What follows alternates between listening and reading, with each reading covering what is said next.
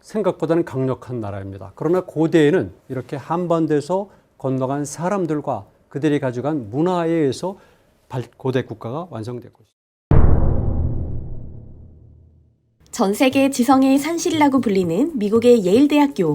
요즘 이곳에서는 특이한 바람이 불고 있습니다. 바로 한국, 일본, 중국 등의 동아시아 역사를 연구하는 학생들의 수가 눈에 띄게 늘었기 때문인데요. 오늘은 예일대학교 동아시아 연구소에서 한국의 한 교수를 특별 초청해 진행한 강연을 전해드리고자 합니다. 바로 한민족 뿌리찾기에 평생을 바쳤다고 해도 과언이 아닌 동국대학교 명예교수 윤명철 교수님의 강연입니다. 그는 이곳에서 동아시아 역사만 적어도 4년 이상 공부한 미국인 학생들을 향해 이색적인 주장을 하는데요. 어떤 내용인지 영상으로 확인해 보시죠. 이제부터는 유라시아와 우리 한민족이 얼마나 연관이 있는가를 짧게 말씀드리겠습니다. I'll offer a brief commentary on the connections between Eurasia and Korea. 지난 시간에 말씀드렸지만 인류는 이미 5만 년 전부터 동쪽과 서쪽을 이었습니다. 그것이 바로 실크로드라는 오아시스 로드입니다. I'm sorry, not 5,000, 50,000. 그러나 정말 많은 길들이 있습니다. The road that he just pointed out, that's the Silk Road, but that's not the only one. There are a lot of routes through which this interaction between the East and West took place. 그러니까 유라시아를 관통하는 많은 길들 중에서 중요한 길들의 가장 동쪽이 바로 여기입니다. 한국 문화는 이렇게 중앙아시아족과 매우 관련이 깊습니다. With Central Asia. 그런 증거들은 먼저 언어에서 나타납니다. The evidence of this connection you can find in language. 일반적으로 알타이어라고 그럽니다. And we call this the Altaic language connection. 물론 이 설은 일부 언어학자에 의해서 부정되고 있습니다. Some linguists do deny the Altaic language theory. 그러나 이런 언어를 사용하는 집단이 있었던 것은 분명합니다. But it is very clear that there were people who used the Altaic languages. 여러분 혹시 징기스칸을 아십니까? 이렇게 알타이거의 임금들은 자신들을 칸이라고 부릅니다. In the Altaic language, rulers or leaders refer to themselves as Han. 네, 그리고 나라 이름도 한국이 많습니다. And the names of kingdoms or countries, you often find the word Han in the names as well. 이미 5세기 경경부터 이런 한국이 있지만 특히나 징기스칸 이후에 많은 나라들은 자신들을 한국이라고 부릅니다. 문을 쓰면서 조사하니까 인류 역사상에서는 39개의 한국이 있었습니다. 이제 한국의 이름은 한국입니다. And today, Korea is also called the Han country. Yes, 한국. 한카나테. 중요하죠. 핵심 단어들이 바로 중앙아시아적, 알타이적, 그리고 우리 일본 열도까지 이어지고 있습니다. 지금 제가 있는 중앙아시아 우즈베키스탄 사마르칸트에 가면은 그 한쪽 끝에 7세기경의 왕의 벽화가 있는데 그 벽화에는 이렇게 두 명의 고구려 사신이 있습니다. In Samarkand, where I am right now, you find this mural from the 7th century. And in the mural, what you see are actually representations of two envoys from 고구려. 고구려는 중국 세력과 70년 동안 전쟁을 벌이는 와중에 외교 사절들을 이렇게 4,000km 떨어진 서쪽의 사마르칸트까지 보냈다는 겁니다. Working right now. 그리고 재밌는 이야기인데 많은 사람들이 제가 고구려 얼굴이라고 주장합니다. 고구려. 얼굴. Oh, a lot of people argue that my face is the face of 고구려. 이것은 조크가 아니라 실제 그렇습니다. This is not a joke. It's for real. 한국의 바로 서울 옆에 있는 구리시란 도시에는 저를 모델로 한 광개토당 동상이 서 있습니다.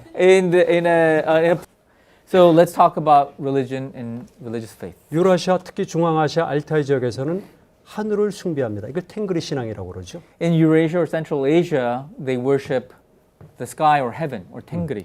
한국에서도 고구려, 백제, 신라, 가야 이런 사람들은 임금은 자신은 하늘의 아들이라고 주장을 합니다. And in the ancient kingdoms of Korea, the rulers also refer to themselves as the sons of the sky or 그리고 heaven. 그것이 바다를 건너가면 일본에서도 똑같이 이야기를 합니다. And this will cross the ocean or the strait over into Japan, and the same thing happens there. 그러니까 한국의 건국 신화와 일본의 건국 신화는 똑같은 점이 매우 많습니다. And there are, of course, remarkable similarities between the foundation myths of Japan and Korea as a consequence. 그래서 일본의 국기를 보면 태양이 있는데요. If you look at the Japanese flag, there is the 당연히 sun. 우리도 옛날부터 하늘의 해를 숭배했습니다. At least. 이것이 바로 금관입니다. These are golden 골드 crowns. 크라운. 예.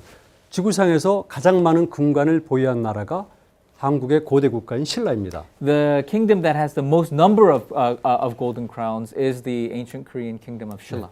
이것과 그리고 중앙아시아족은 연관이 깊습니다. And the connection between Shilla and Central Asia is very, very deep. 여러분 엑스칼리버 잘 아시죠? You all know Excalibur, right? Right? Yes, okay. The sword.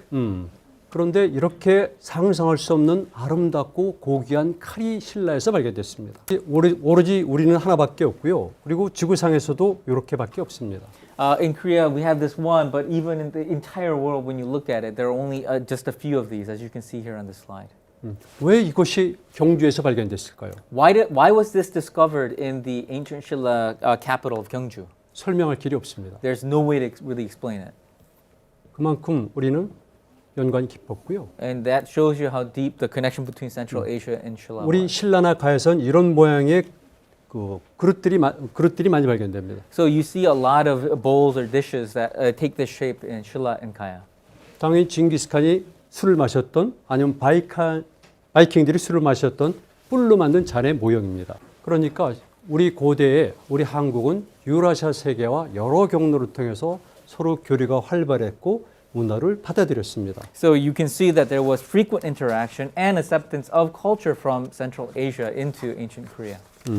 그리고 일본 열도의 관계를 말씀드리겠습니다. And now let me talk briefly about the Japanese islands. 일본에 야요이 시대가 있습니다. There's a period called the Yayoi period in Japan. 지금은 보통 일반적으로는 BC 4세기부터 시작된 일본 고대 문화입니다. It's a culture that began around 4th century BCE.